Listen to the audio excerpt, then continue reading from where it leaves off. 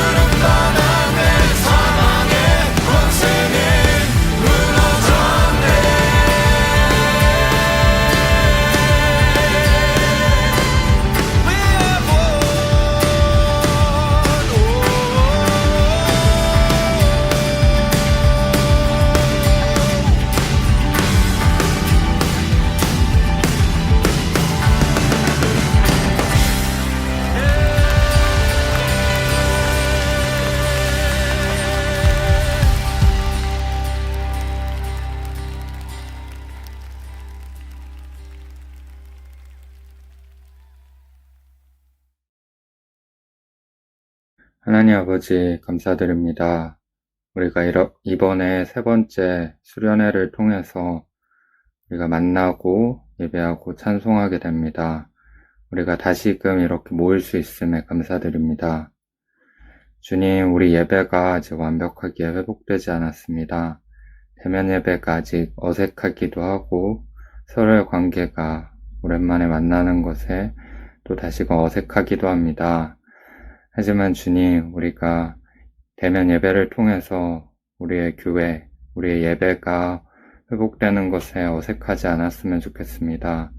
주님, 우리 중고등부와 우리 교회와 함께 해주시옵소서.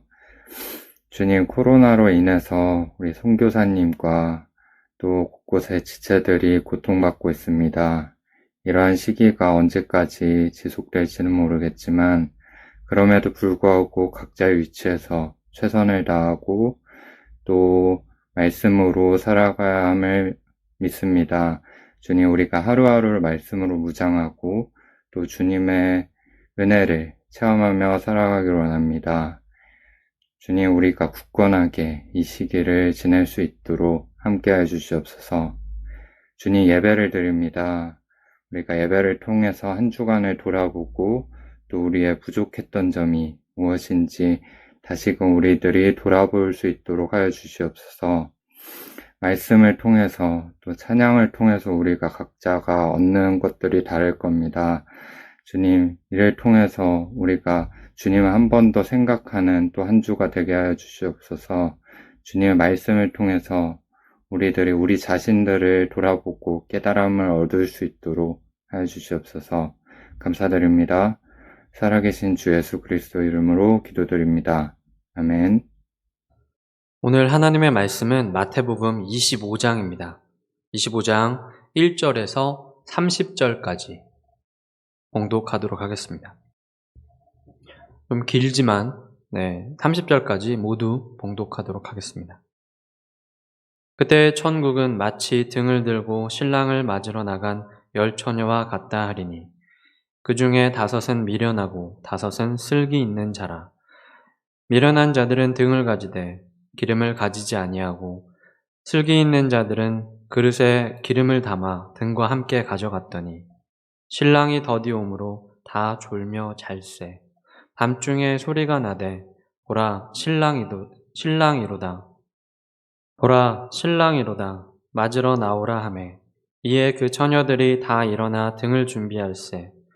미련한 자들이 슬기 있는 자들에게 이르되 우리 등불이 꺼져가니 너희 기름을 좀 나눠달라 하거늘 슬기 있는 자들이 대답하여 이르되 우리와 너희가 쓰기에 다 부족할까 하노니 차라리 파는 자들에게 가서 너희 쓸 것을 사라 하니 그들이 사러 간 사이에 신랑이 오므로 준비하였던 자들은 함께 혼인잔치에 들어가고 문은 닫힌지라.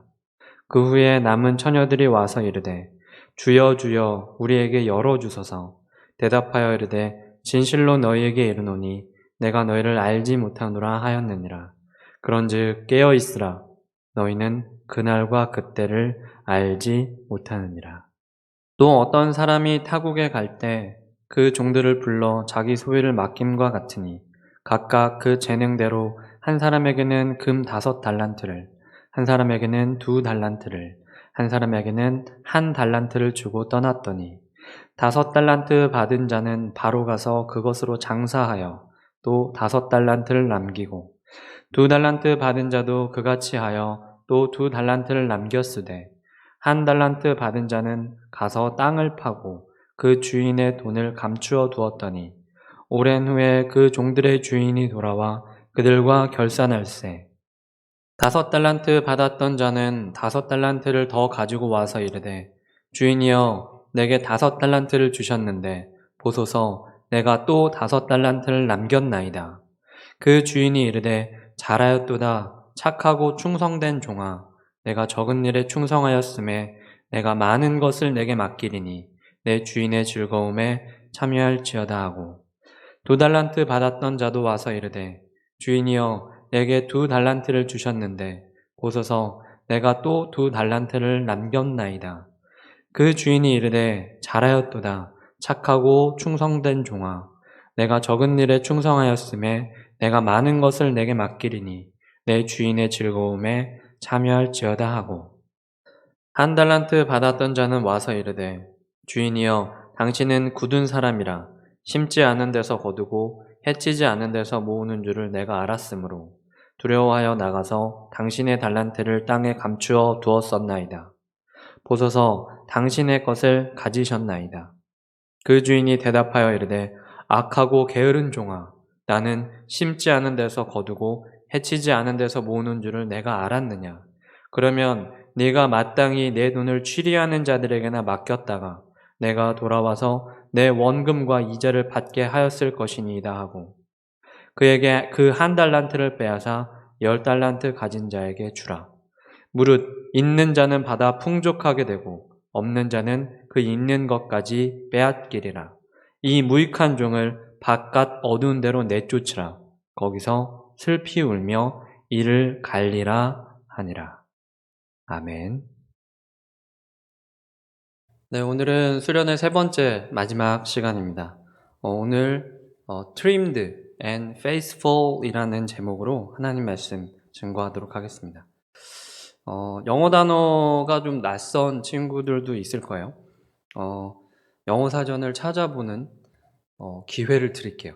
그래서 이 trimed라는 단어와 faithful이라는 단어를 영어 사전에서 한번 찾아보고 또 찾아보면 오래 기억에 남거든요. 그래서 이 제목은 따로 설명을 하진 않겠습니다. 네, 오늘은 이제 수련의 마지막 날인데 마지막으로 결단하는 이런 시간들로 하면 좋을 것 같네요. 지금 이제 얼마 전에 도쿄올림픽이 원래 2020년에 원래 있어야 되는데 코로나로 인해서 이제 연장이 돼서 이제 2021년인 올해 이렇게 하게 됐죠. 4년마다 있는 이 올림픽이 이제 우리 지금 기준에서는 5년 전에 이제 리우에서 올림픽이 있었어요.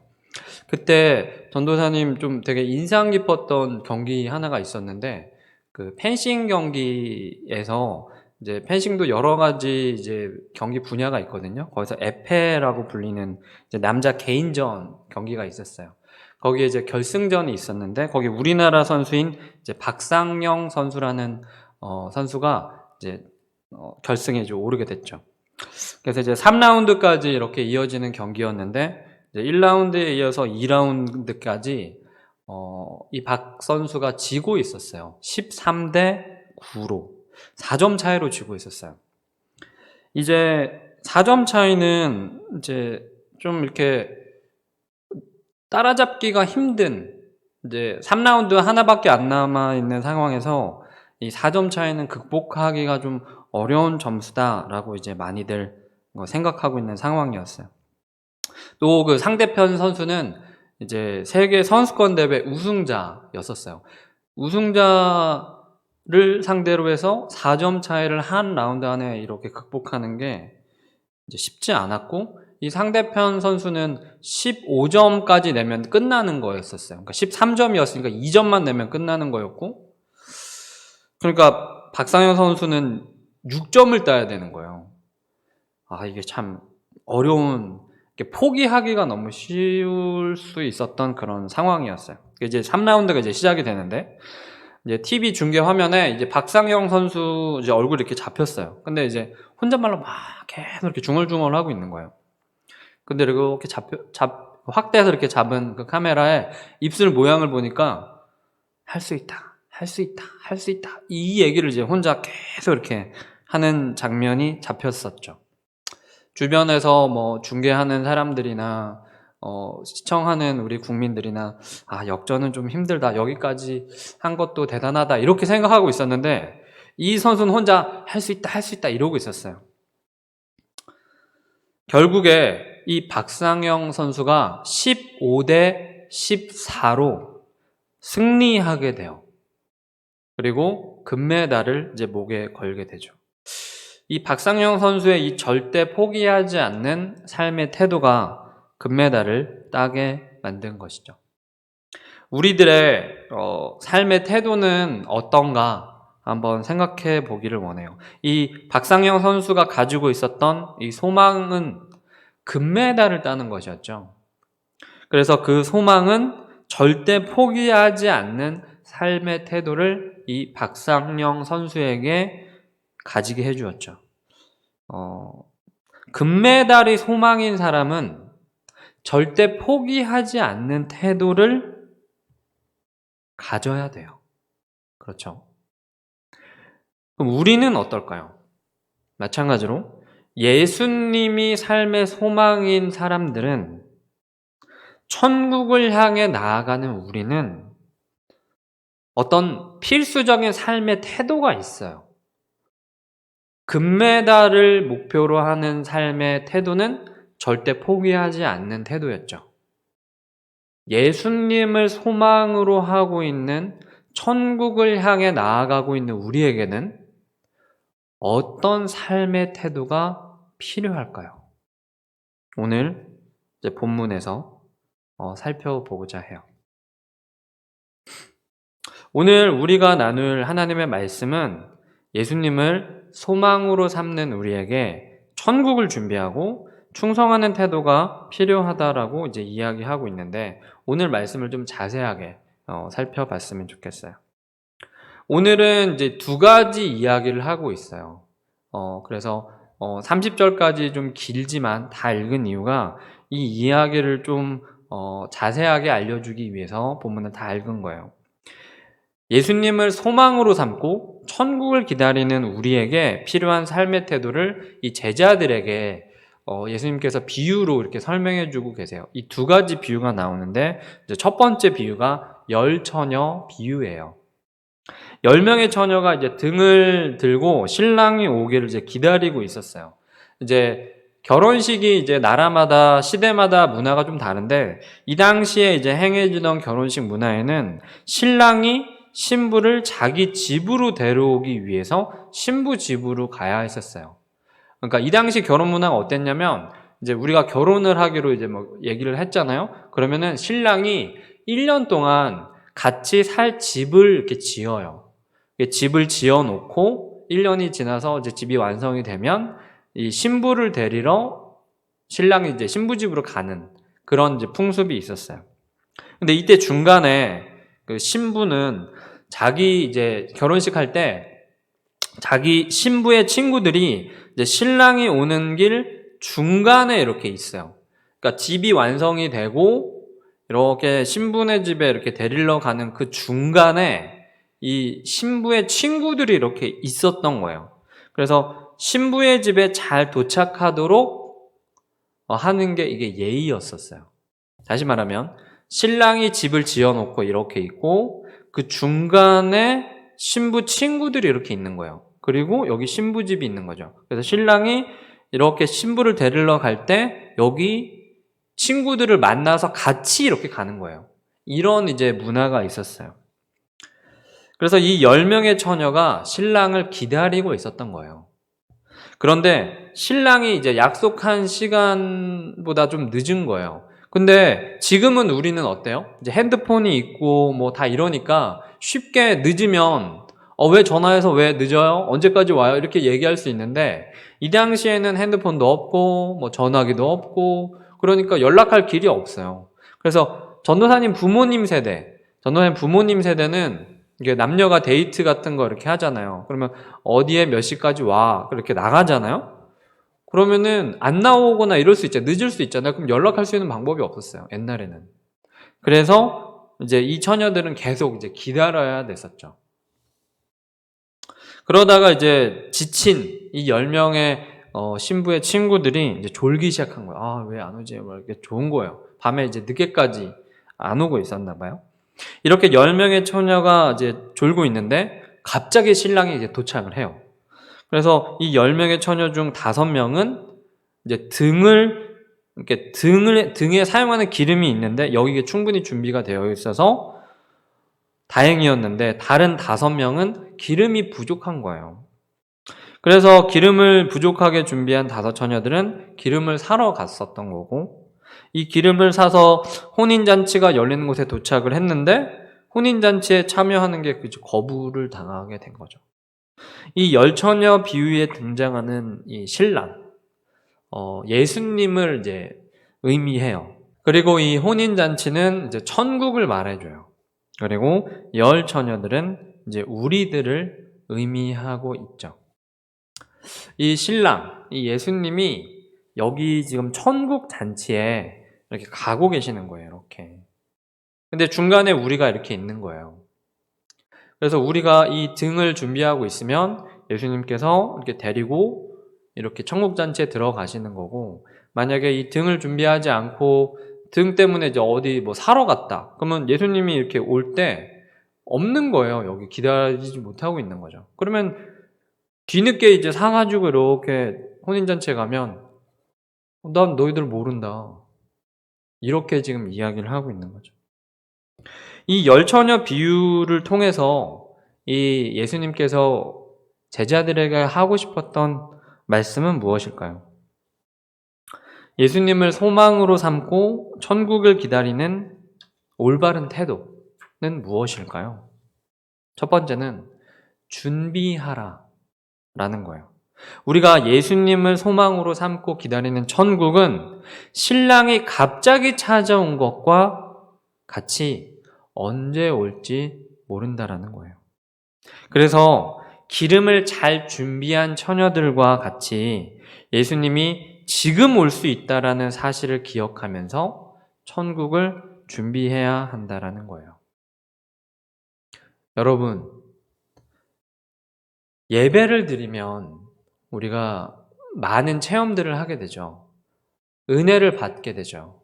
근데 어떤 친구들은 매주 예배를 드리니까 한 주 빠지면 되겠지 이렇게 생각하는 친구들도 있어요. 근데 그 한 주 빠져서 다른 일을 하고 있는데 주일날 뭐 피곤해서 뭐 학교 일이 있어서 빠져서 막 이러고 있는데 갑자기 예수님 언제 재림하실지 모르잖아요. 갑자기 예수님이 재림을 딱 했어. 만약에 그 예배 드리는 그때 만약에 가능성이 있잖아요. 언제 예수님 재림하실지 모르니까. 그러면 물론 구원은 받겠죠.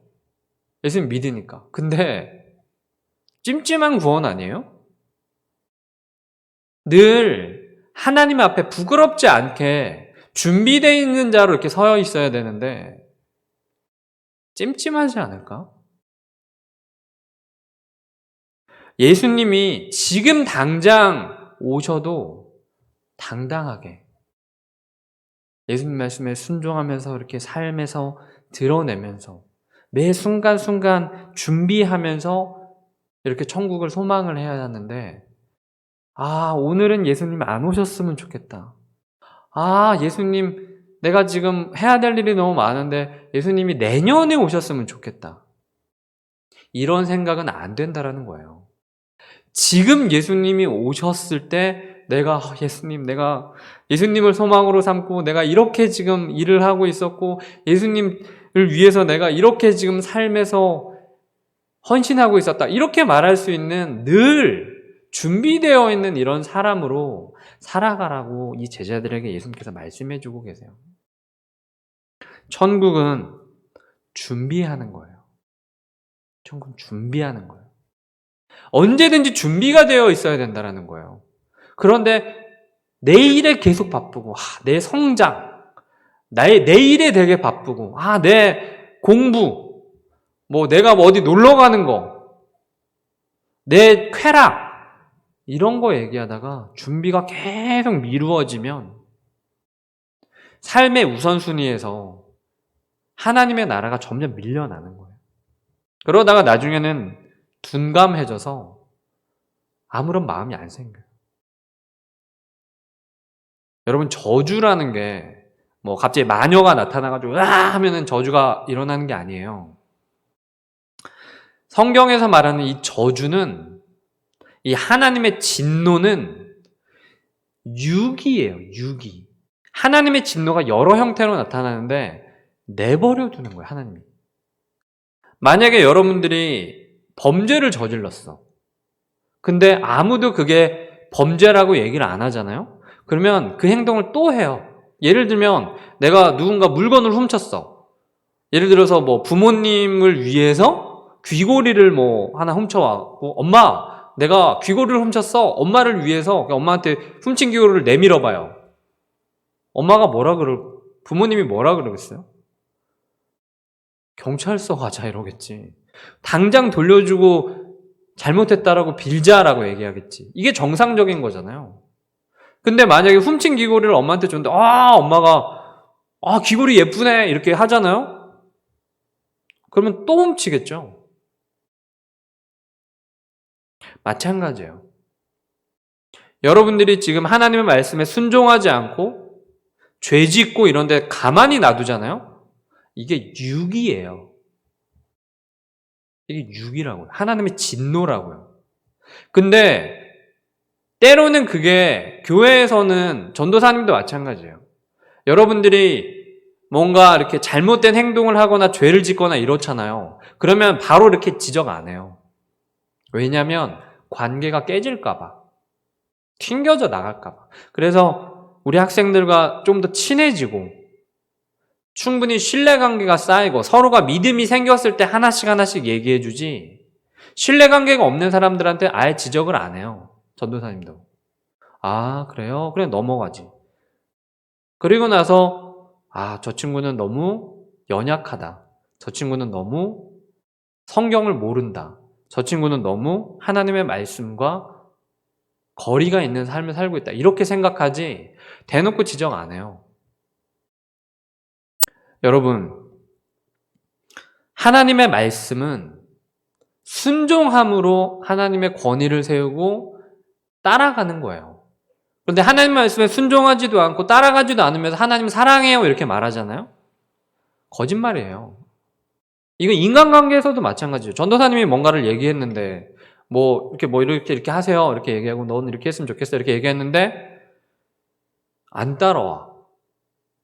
그리고 그게 한 번이 아니라 여러 번 계속 지속되면서 그렇게 행동을 하는데 저는 전도사님을 신뢰해요. 따라가. 이렇게 말하면 그 어떤 관계도 형성이 안 돼요. 첫 번째 이 열처녀 비유에서의 이야기는 준비하라라는 거예요. 하나님의 나라는 준비해서 들어가는 거예요. 그러면 어떤 준비를 해야 할까요, 우리는? 기본부터 하는 게 제일 좋아요.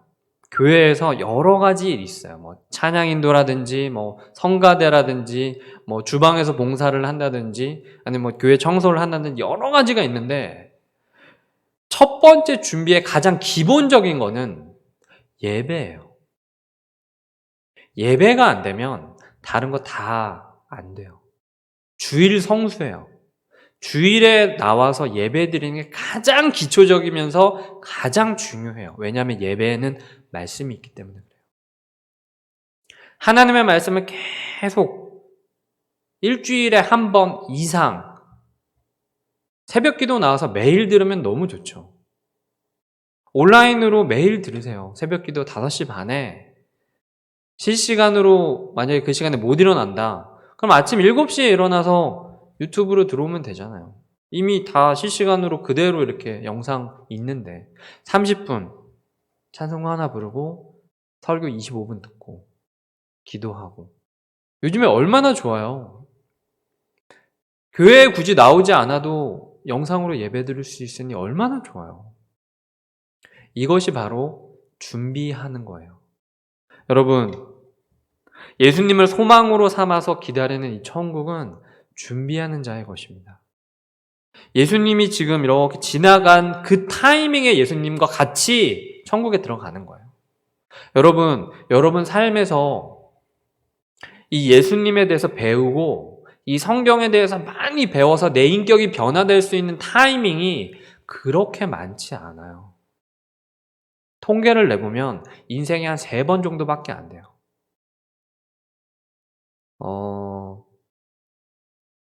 많은 이렇게 데이터를 보면 크게 3 타이밍이 있어요. 그게 언제냐면 주일 학교 때 어떤 친구는 3학년 그러니까 초등학교 3학년 전후 이 타이밍.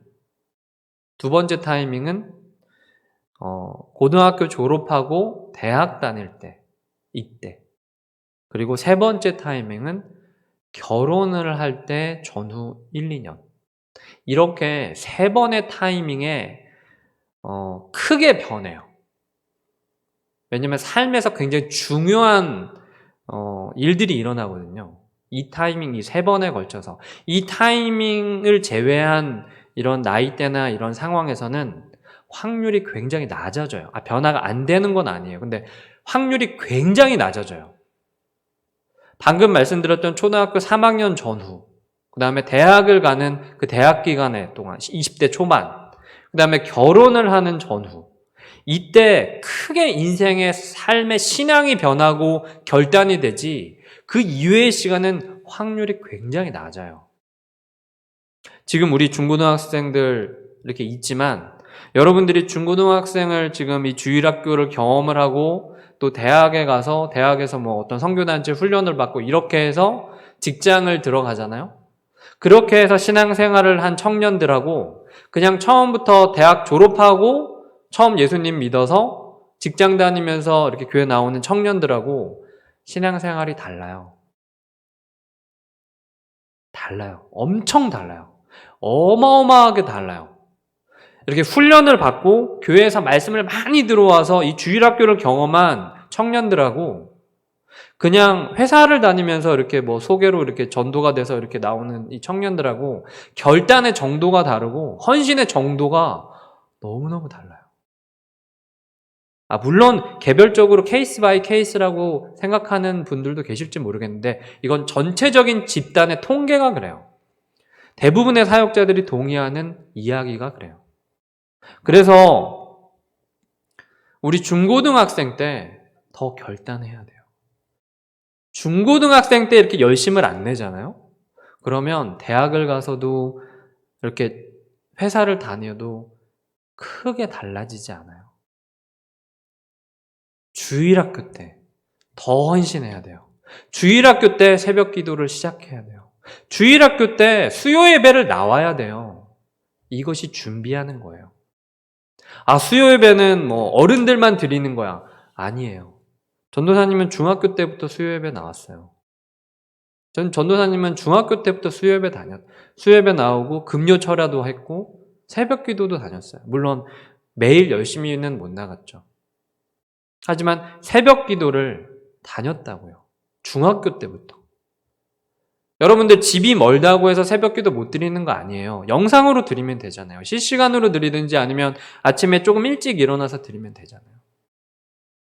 학교도 요즘에 잘 안 가는데 온라인으로 드리면 되지. 아니면 저녁에 드리면 되잖아요. 새벽 기도를 꼭 새벽에 드릴 필요 없잖아요. 저녁에 학교 갔다 와서 아니면 수업 다 끝나고 저녁 먹기 전에 드리면 되잖아요. 천국을 준비하세요, 여러분. 하나님의 나라를 준비하세요. 하나님의 나라는 하나님의 통치가 있는 영역입니다. 여러분 삶에 말씀으로 채우세요.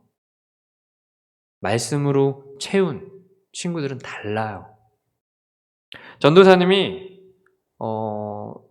30살 때 피아노를 이렇게 학원을 다닌 적이 있었어요.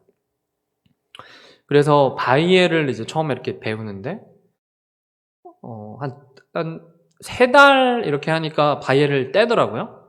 그리고 나서 뭐 체르니 이렇게 들어가서 좀 이렇게 쳤었어요. 근데 전도사님 누님, 2살 위에 누님이 계신데 이제 피아노 전공자예요. 그래서 이제 자랑을 했죠. 누님, 제가 피아노를 3달 만에 해가지고 바이엘을 뗐어요. 이렇게 얘기를 하니까 누나가 그게 성인들은 원래 그렇게 한다. 그 정도의 진도라고. 그러면 초등학생들은 진도가 어때? 그랬더니 바이엘 산 것만 뭐 1년 이렇게 걸린다는 거예요. 그래서 와, 되게 차이가 많이 나네. 그러면은 굳이 어렸을 때 안 배우고 이제 성인이 돼서 그냥 바이엘을 빠르게 이렇게 배우는 게 낫지 않아? 이렇게 얘기를 하니까 누님이 어렸을 때 피아노를 배운 친구들은 딱 보면 안 돼요. 전공자 입장에서 피아노 치는 손가락만 봐도, 그러니까 그 멜로디만 들어봐도 아, 얘가 몇 살 때부터 피아노를 시작했네를 안 돼요. 기본기가 다르대요. 기본적으로. 4살 때 시작한 애가 다르고 5살 때 시작하는 애가 다르고 6살에 시작한 애가 다르다는 거예요. 10살에 시작한 애가 다르고 15살에 시작한 애가 다르다라는 거예요. 천국을 준비하는 것도 마찬가지예요. 하나님의 말씀을 1년 먹은 사람과 2년 먹은 사람은 달라요. 10년 하나님의 말씀을 먹은 사람과 20년 먹은 사람은 달라요. 하나님 앞에 서 있는 모습이 달라요. 물론 어렸을 때 시작했지만 그냥 일주일에 한 번 똥땅거리고 뭐 대충 이렇게 한 애들은 별로래요. 근데 매일매일 하루에 2시간씩 피아노 치고 이런 친구들을 이제 전제로 얘기하는 거죠. 교회도 마찬가지예요. 어렸을 때부터 교회 다녔다고 해서 다 이렇게 다 준비되고 훈련된 게 아니에요. 어렸을 때부터 하나님의 말씀을 풍성하게 먹고 훈련을 충분하게 받은 이런 아이들이 나중에 청년이 되면 다르다라는 거예요. 여러분, 하나님의 나라는 준비된 자의 것입니다. 말씀을 풍성하게 먹었으면 좋겠어요. 학교 공부는 나중에 이제 수능 공부하는 친구들은 고등학교 때 언어 영역 이런 거 하루에 한 2시간씩 지문 풀거든요.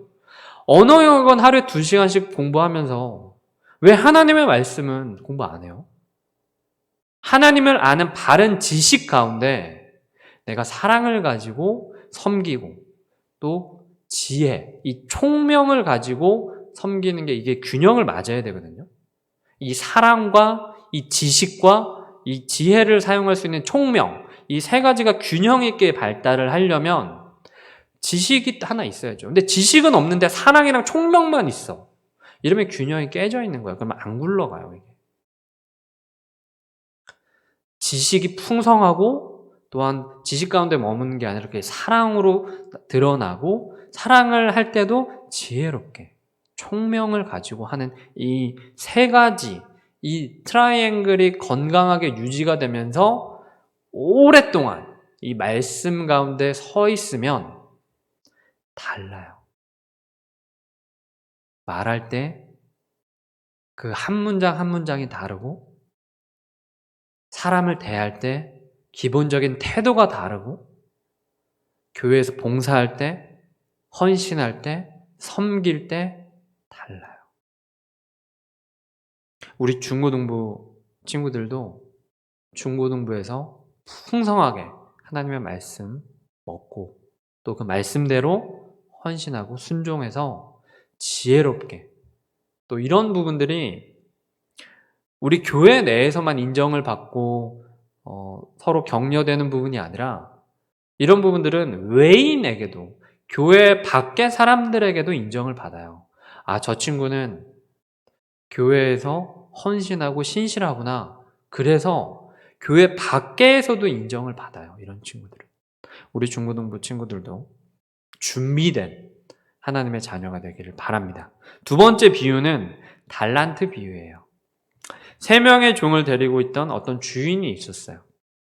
근데 이 주인이 다른 나라를 가게 되었는데 종들을 불러서 이 종들의 능력대로 이제 달란트를 맡겨요. 달란트라는 말 많이 들어봤죠? 탤런트. 우리가 TV에서 이렇게 드라마에 나온 사람들을 탤런트라고 하잖아요. 그 탤런트라는 단어가 선물, 은사, 능력 이런 뜻이에요. 이 달란트는 옛날에 화폐 단위였었어요. 1달란트가 생각보다 굉장히 큰 돈이에요. 물론 얼마다라고 표현을 하는 것보다 그냥 큰 돈이었다라고 그냥 생각하면 좋겠어요. 한 명에게는 5달란트를 줘요. 그리고 한 명에게는 2달란트를 줘요. 그리고 한 명에게는 1달란트를 줘요. 이제 3명에게 5달란트, 2달란트, 1달란트 이렇게 3명에게 나누어 주고 주인이 다른 나라를 가게 돼요. 이 주인이 이제 다른 나라에 가 있는 동안에 이 5달란트 받았던 종은 열심히 이 달란트 5개를 바탕으로 일을 해서 달란트를 더 남겨요. 5달란트를 더 남겨요. 이게 10달란트가 된 거죠. 그리고 2달란트를 받았던 종은 또 열심히 일해서 2달란트를 남겨요. 4달란트가 된 거죠. 그런데 한 달란트 받았던 종은 일을 하지 않고 이 달란트를 그냥 땅에다 묻어버렸어요. 시간이 흘러서 주인이 다시 돌아왔어요. 이 5달란트 받은 종이랑 이 2달란트 받은 종은 이 주인이 크게 칭찬을 하죠. 착하고 충성된 종아, 네가 작은 일에 충성하였으니 내가 너에게 큰 일을 맡기겠다 라고 말씀하세요. 그리고 이 한 달란트를 받았던 이 땅에 이렇게 묻었던 이 종은 내쫓아요. 이 달란트 비유에 등장하는 이 주인은 예수님을 의미해요. 그리고 예수님이 부활하신 후 승천하신 것, 이것을 주인이 다른 나라로 간 것으로 표현을 하고 있어요. 예수님께서 3일 만에 부활하신 다음에 승천하셔서 지금 하나님 오른편에 앉아 계시잖아요. 이 상황이 지금 이 주인이 다른 나라로 간, 이거를 이제 비유로 설명해 주고 있는 거예요. 예수님이 나중에 다시 이 땅에 오시죠. 재림하시죠. 이것을 다른 나라에서 주인이 돌아온 것으로 표현하고 있어요. 그리고 이 종들은 우리들을 의미해요. 그렇다면 이 달란트 비유를 통해서 이 예수님께서 제자들에게 알려주고 싶으셨던 예수님을 소망으로 삼고 천국을 기다리는 사람의 올바른 태도는 무엇일까요? 바로 충성하라라는 거예요. 예수님은 주인이 종들에게 달란트를 맡겨두었듯이 우리에게 능력도 주셨고 외모도 주셨고 돈도 주셨고 성격 다 주셨어요. 그래서 우리는 우리에게 가지고 있는 우리에게 주어진 이 모든 것을 사용해서 우리가 가진 능력이나 외모나 돈이나 성격이나 취향이나 말투나 직업 등을 사용해서 우리의 주인이신 하나님의 뜻대로 살도록 충성해야 된다는 거예요. 어떤 친구들은 되게 잘생긴 친구들이 있어요. 전도사님 중학교 때 전도사님 본의 아니게 일진이었어요. 전도사님 댁에 본의 아니게. 왜냐면 전도사님 왕십리 쪽에 살았는데 거기 이제 왕십리 쪽에 전풍 호텔이라고 있었어요. 지금은 이름이 바뀌었는데 그 옛날에는 그 호텔에 조직 폭력배들이 이제 그런 걸 이제 관리를 하고 이랬었어요. 전도사님 중학교 때 그 조직 폭력배의 그 일명 똘마니들을 이제 중학생들을 이렇게 데리고 가서 부렸는데 그 똘마니들이 이제 우리 중학교에 그 일진 패거리였었어요. 한 20명 됐는데 뭐 패싸움도 하고 막 그랬어요. 근데 이제 그 일진 중에 한 명이 우리 교회에 이제 어렸을 때부터 다녔던 친구인 거예요. 김뭐뭐라고. 근데 전도사님이 이제 그 친구하고 친했어요. 그래서 뭐 전도사님은 그냥 모범생, 뭐 범생이 같은 그런 애였는데 그 친구가 이제 교회를 다니니까 전도를 한 거예요. 자기 일진 친구들을 전도를 해가지고 우리 교회 일진들이 왕창 들어왔어요. 그런데 이제 저하고 친해진 거죠. 그때 저는 기타를 막 엄청 잘 치고, 많이 관심이 있어 치고 있었는데 애들이 기타에 관심이 많아가지고 저한테 기타를 배웠어요, 애들이.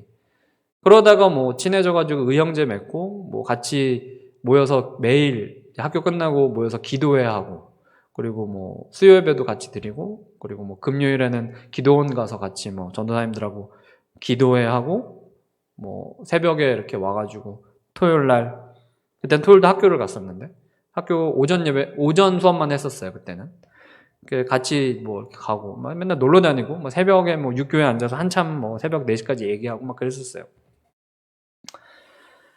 본의 아니게 그렇게 하다 보니까 일진이 된 거죠. 전도사님은 뭐 패싸움을 한 적도 없고 그냥 있었는데 쉬는 시간만 되면 일진 애들이 이렇게 쉬는 시간에 제 옆에 와가지고 막 여구나 뭐 오늘 뭐 전도사님 뭐 한대 뭐 오늘 뭐 떡볶이 먹으러 간대 뭐 이런 얘기 하고 있으니까 주변 애들이 슬금슬금 저를 무서워하고 피하고 그랬었어요. 이 얘기를 왜 했지? 어쨌든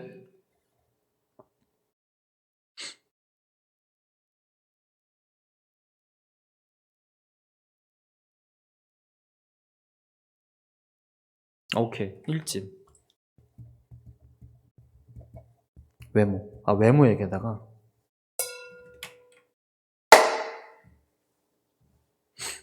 그런데 그 일진 친구 중에 한 명이 굉장히 잘생긴 거예요. 그래서 이 친구가 너무 연예인 같았어요. 연예인 기획사에서 이렇게 길거리 캐스팅도 받을 만큼. 근데 이 친구가 너무 잘생기니까 교회에 그 여자애들이 막 얘 보러 오는 거예요. 그래서 우리 중고등부에 얘 얼굴 보려고 저랑 의형제 맺었던 그 한 명, 그 일진 그 같은 동갑인 친구를 너무 잘생겨서 걔를 보러 교회에 막 전도가 막 되는 거예요. 걔를 보려고. 그래서 되게 많이 왔었어요. 한 30명 왔나? 교회? 걔 보러? 그 중에 교회 왔다가 뭐 이렇게 말씀 듣고 변해가지고 교회 전도가 돼서 남고. 그래서 우리 교회 걔 외모로 전도가 됐어요. 어떻게 보면 그 친구는 자기 외모를 사용해서 걔도 굉장히 신실한 친구였거든요. 나중에는 회개하고 뭐 이렇게 싸움도 안 하고 뭐 술 안 먹으려고 막 그 형들한테 막 나는 이제 크리스천이니까 술을 안 먹는다 막 그래서 막 괴롭힘도 당했지만 이겨내고 말씀으로 막 그랬거든요.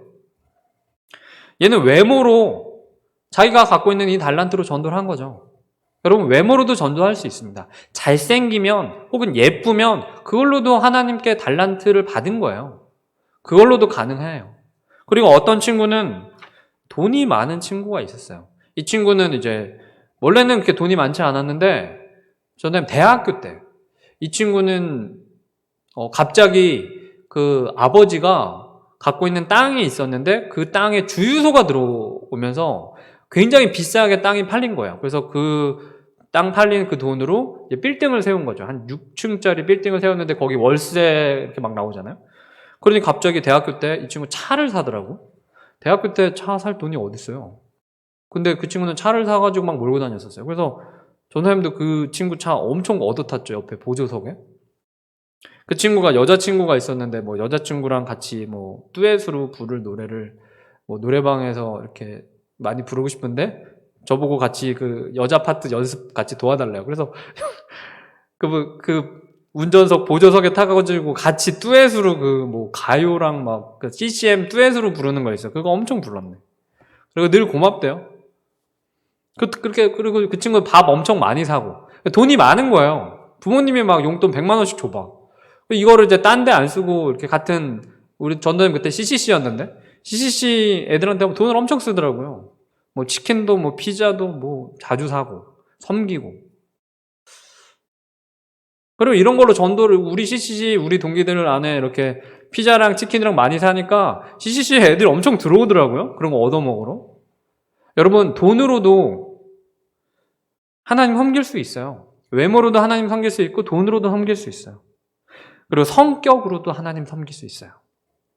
전도사님 알고 있는 예전에 총신대학교에서 이렇게 그 상담하시는 분이 있었어요. 근데 그분은 뭐 외모는 그냥 볼품이 없었어요. 그러니까 여자분이신데 엄청 뚱뚱했어요. 100kg가 넘는 거구였는데 피부도 안 좋고 그냥 뭐 귀걸이도 이만한 거 하고 다니고 막 이런데 그냥 처음에 딱 보면 약간 좀 외모가 부담스럽다라는 느낌이 딱 있는데 이분이랑 한 10분만 얘기하면 와 너무 좋은 거예요. 힐링이 확 되고 내 어려운 이야기를 다 말해도 이해해 줄 것 같고 막 그런. 그래서 이분은 주변에 커피 사는 분이 너무너무 많았어요. 이 자매님이랑 같이 얘기하고 싶어 하는 사람들이 남녀노소를 불문하고 너무너무 많았어요. 성격도 좋고 같이 대화하면 너무 힐링이 되는 거예요. 그래서 뭐 예쁜 자매들 뭐 많잖아요. 근데 그런 자매들보다 훨씬 인기가 많았어요. 같이 얘기하면 너무 행복하니까. 이건 성격이고 상담의 달란트가 있는 거죠. 이건 이제 말투일 수도 있고 직업일 수도 있겠죠. 이처럼 여러분 사람마다 가지고 있는 달란트가 있어요. 달란트가 있어요. 그리고 여러 가지 달란트가 있는데 전도사님이 최근에 이제 알게 된 달란트는 자기가 관심 있는 분야에 내가 그 직업을 갖고는 있지는 않은데 굉장히 그 분야에 탁월해. 잘 알아. 그러면 다른 사람에게 크게 도움을 줄 수 있어요. 전도사님이 이번에 중고차를 샀다라고 말을 했죠. 근데 전도사님 차에 대해서 잘 몰라요. 전도사님 운전면허도 작년에 땄잖아요. 중고차를 이제 산다고 하니까 뭐 주변에 하는 얘기가 중고차 딜러들이 차를 파는 사람들이 안 좋은 차를 막 이렇게 거짓말 해가지고 비싸게 파는 것도 되게 많고 안 좋은 그러니까 비싸게 준 자동차인데 막 잔고장이 계속 나서 오히려 수리비가 더 많이 들고 막 이런 경우 막 안 좋은 얘기들을 되게 많이 들었어요. 그런데 전도사님은 그 전도사님의 아내의 사촌동생 처의 사촌동생 처남이 5살 때부터 그 타이어 그 바퀴만 보면 차 종을 맞춘대요. 아, 저 타이어를 보니까 저건 소나타야. 저 타이어를 보니까 이건 그랜저야. 이거를 맞출 정도로 차에 너무너무 관심이 많대요. 그래서 이 친구는 차도 3대고, 그래서 이제 이 친구랑 같이 중고차를 보러 갔는데, 차에 대해서 너무 잘 아니까 너무 쉽게 뭐 자동차도 3대나 있고 하니까 너무 이렇게 사고 파는 게 자연스럽고 쉽게 너무 좋은 차를 싸게 이렇게 사게 됐어요. 이것도 하나의 달란트죠. 이것도 달란트잖아요. 우리 이제 차를 필요로 하는 경우가 되게 많잖아요. 이제 중고등부 학생들은 이제 조금 있으면 이제 운전면허증도 이제 따고 또 이제 차도 이제 몰게 될 텐데 그렇게 어렵거든요. 처음에 운전하면은 막 되게 무서워요. 그런데 이렇게 운전하는 방법도 배우고 또 차를 이렇게 좋은 차를 사는 방법도 배우고 관리하는 방법도 배우고 이런 걸 누군가에게 도움을 받을 수 있으면 너무너무 좋잖아요. 이렇게 우리가 하나님께서 주신 이런 달란트들을 가지고 하나님의 뜻대로 살아갈 수 있다는 거예요. 그렇게 도움을 줘서 누군가가 이제 교회를 안 다니는데 그런 도움을 주고 우리랑 친해져서 교회에서 이렇게 같이 예배드리면 한번 와봐. 우리 되게 공동체 좋아. 좋은 사람들 너무 많고 같이 뭐 밥도 먹고 예배도 같이 드리고 그러자. 그러다가 말씀 듣고 변화돼서 하나님께 충성하고 이게 전도지. 이게 뭐 다른 게 있나. 하나님의 말씀은 예수님을 따라서 사는 우리에게 천국을 준비하면서 충성스러운 태도로 삶을 살아내라고 말씀하고 계세요. 우리에게 맡겨진 달란트를 사용해서 말이죠. 우리는 예수님을 소망으로 삼고 살아요. 예수님을 소망으로 삼고 사는 사람은 예수님이 이 땅에 다시 오실 때 우리에게 주시는 천국을 기다리는 자예요. 그런데 예수님이 이 땅에 언제 오실지는 아무도 몰라요. 만약에 누가 예수님이 언제 온다라고 말하면 이단이에요. 거짓 선지자라고 생각하면 돼요. 우리는 예수님이 언제 올지 몰라요. 그래서 지금 당장 예수님이 이 땅에 오실지도 몰라요. 전도사님이 지금 이 영상을 토요일 아침에 찍고 있는데 이 영상을 찍고 내일 주일이 되기 전에 예수님이 오셔도 전혀 이상하지 않아요. 그래서 우리는 매 순간 천국을 준비해야 돼요. 우리는 매 순간 충성해야 돼요. 준비하며 충성하는 태도로 천국을 준비하고 살아야 된다는 거예요. 이런 태도가 예수님을 소망으로 삼고 천국을 소망으로 삼는 사람들의 태도라는 거예요. 2가지 태도 뭐라고 했죠? 준비하는 거 그리고 충성하는 거. 이 2가지가 예수님을 소망으로 삼는 사람들의 태도예요. 근데 준비도 안 하고 충성스럽지도 않다면 예수님을 소망으로 삼고 있는 삶은 아니에요. 우리는 천국을 준비해야 돼요. 우리는 천국을 소망해야 돼요. 그래서 천국을 소망하고 충성스러운 삶의 태도로 살아가는 예수님을 소망으로 삼는 우리 중고등부가 되기를 바랍니다. 기도하겠습니다. 하나님 감사합니다. 하나님 3주간의 우리 중고등부 수련회를 통하여서 예수님을 소망으로 삼는 이 주제를 가지고 함께 나누었습니다. 우리가 예수님을 우리의 삶의 구원자이자 창조주로 섬기게 도와주시고 우리의 삶에 작은 영향력이라도 끼치고 살아갈 수 있는 우리가 빛과 소금으로서의 사명을 잘 감당하게 도와주시고 오늘 배운 말씀처럼 예수님을 소망으로 삼으며 천국을 준비하고 또한 충성스러운 태도로 살아갈 수 있도록 주님 인도하여 주시옵소서. 예수님의 이름으로 기도드리옵나이다. 아멘.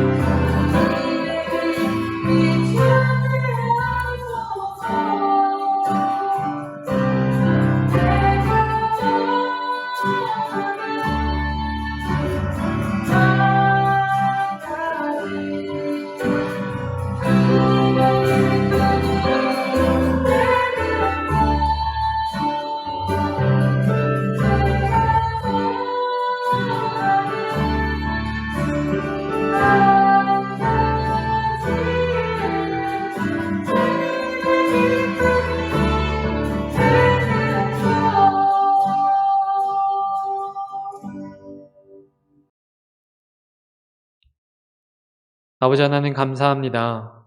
귀한 예물을 또 하나님께 드립니다. 우리가 정말 물질이 있는 곳에 마음이 있음을 압니다. 하나님을 사랑한다고 말을 하면서도 헌금을 내지 않고 하나님을 사랑한다라고 말을 하면서 물질에 헌신이 없다면 하나님 거짓되진 않는지 돌이켜보게 도와주시고 우리가 가지고 있는 이 달란트들 외모나 성격이나 돈이나 말투나 취향이나 직업이나 우리가 갖고 있는 관심 분야나 이 모든 것들이 하나님께서 우리에게 주신 달란트임을 알고 이것들을 하나님께 드림으로써 또한 하나님이 하나님이 되심을 인정할 수 있도록 도와주시고 절대 이 물질이 하나님보다 우선시되지 않도록 주님 인도하여 주십시오. 우리의 또 물질의 일부를 떼어서 하나님께 드림으로 하나님을 인정하고 또 여호와만이 참 구세주이시며 구원자이시며 창조주임을 인정할 수 있는 우리 중고등부 될 수 있도록 인도하여 주십시오.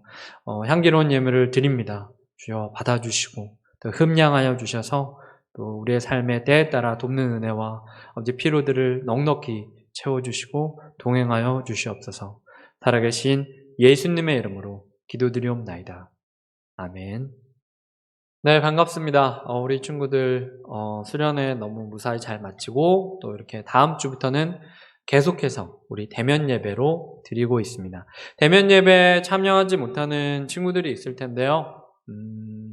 영상으로도 계속 이렇게 설교를 보내줄 테니까 집에서 또 가정에서 믿음으로 잘 굳건히 견디고 또 준비하고 충성스럽게 지내기를 바라고요. 좀 있으면 또 추석인데 추석 때 또 여러 가지 이번에 또 4단계가 연장이 됐죠. 10월 3일까지. 그래서 건강하게 좀 잘 지냈으면 좋겠고 4단계이지만 중고등부 대면 예배는 19명까지 가능하기 때문에 계속해서 모이도록 하겠습니다. 우리가 정말 때가 너무 어렵고 모이기가 쉽지 않은 때이지만 우리가 늘 말씀 가운데 늘 서 있는 우리 중고등부가 되기를 바랍니다. 네, 늘 건강하게 잘 지내고 또 다음 주에 대면 예배로 또 대면 예배로 올 수 있는 친구들 오고 또 영상으로 또 설교 보내줄 테니까 말씀 가운데 늘 서 있는 우리 중고등부 되길 바래요. 주기도문 하심으로 오늘 모든 수사를 마치겠습니다. 하늘에 계신 우리 아버지여, 이름이 거룩히 여김을 받으시오며 나라의 임하옵시며 뜻이 하늘에서 이룬 것 같이 땅에서도 이루어지이다. 오늘날 우리에게 일용할 양식을 주옵시고 우리가 우리에게 죄 지은 자를 사하여 준 것 같이 우리 죄를 사하여 주옵시고 우리를 시험에 들게 하지 마옵시고 다만 악에서 구하옵소서. 대개의 나라와 권세와 영광이 아버지께 영원히 있사옵나이다. 아멘.